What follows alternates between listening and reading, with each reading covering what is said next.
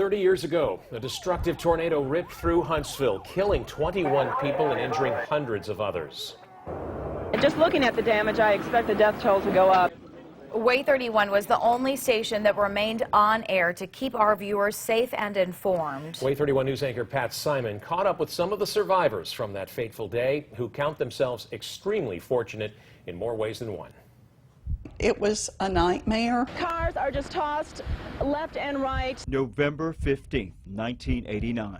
It's just unbelievable just to see the carnage. A day Huntsville was struck by a major blow. The lights just went out, and then we just heard this noise, and glass started blowing everywhere, and we just hit the ground. And lives were changed in an instant. The car started moving, and I thought, oh my God, I'm going to be blown away. Even though severe weather watches were issued that day. Destruction. Rescue teams are working. I heard help, help, help. A monster tornado would tear through the city during heavy rush hour with no warning. Everything has been hit by the tornado. But because WAAY 31 had backup generator power, it was the only television station on the air Amy Whitty is standing by live to keep its viewers informed. Where are you? Heather, I'm at the Goldboro Shopping Center. I just had a report from This alert from then WAAY 31 Chief Meteorologist Gary Dobbs. And now we have a report of a tornado on the ground. It may have given a few life-saving seconds for people at home to take cover.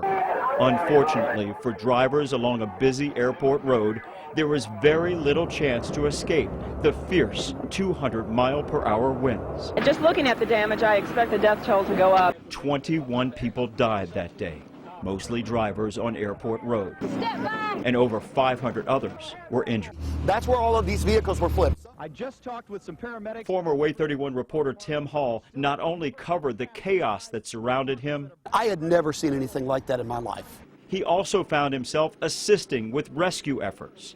And they saw the light on our camera and said, we have a couple of people we're digging out of the rubble and we need the light from your camera right now. And he'll never forget pulling one woman to safety. I reached down and she grabbed a hold of my arm in the center of my arm and I pulled her up and I said, do you need help? And she said, what just happened? It's mayhem everywhere. Former WAAY 31 photojournalist Scott Beamish found himself in the exact same situation. When his camera went down, he helped save lives, including Millie Goldstein. She was a sweet, sweet lady.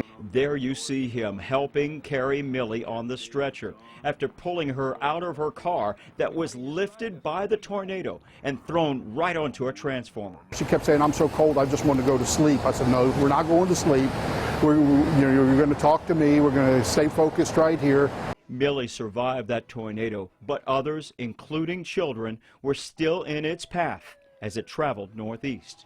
And then this powerful tornado came right up Carl T. Jones Drive, down that hill, and headed straight to the path of Jones Valley Elementary, where little 5-year-old Ryan McCannon and 3 dozen others were inside. They told us that the weather was turning and they needed us to get inside. Ryan was in an aftercare program at the school. He remembers every detail of the tornado's crushing blow. I remember them telling us to, cover our heads, get down in a ball as close as we can.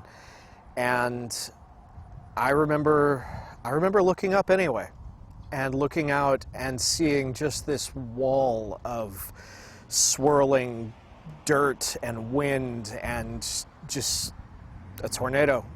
A look at the school made you wonder how anyone could survive this destruction, but they did. And yet this hungry tornado was not done yet. From Jones Valley, this tornado just roared right through Tony Drive, crushing home after home, including the Lunsfords' home here, that didn't even stand a chance. It was moved off the foundation. Betty happened to be at her church volunteering, while Joe was at work at Redstone Arsenal. Here's her reaction when she first saw her home the next day. Memories shattered, her emotional photo plastered in newspapers all across the country. It's just an overwhelming sense of loss. But you are so grateful that you're alive and that your family's all alive and healthy that that seemed minor. Betty remembers the weather getting cold that night. It happened to snow and she didn't have a coat. We had a friend who came and brought me a raincoat and handed us a $100 bill. she vowed to pay that simple gesture forward. Every year, for the past 30 years, she finds a family in need and gives them $100. And it all started on a day where countless others also received a special helping hand during one of Huntsville's darkest hours. That's something that's been meaningful, our way of remembering. In Huntsville, Pat Simon, WAAY 31 News.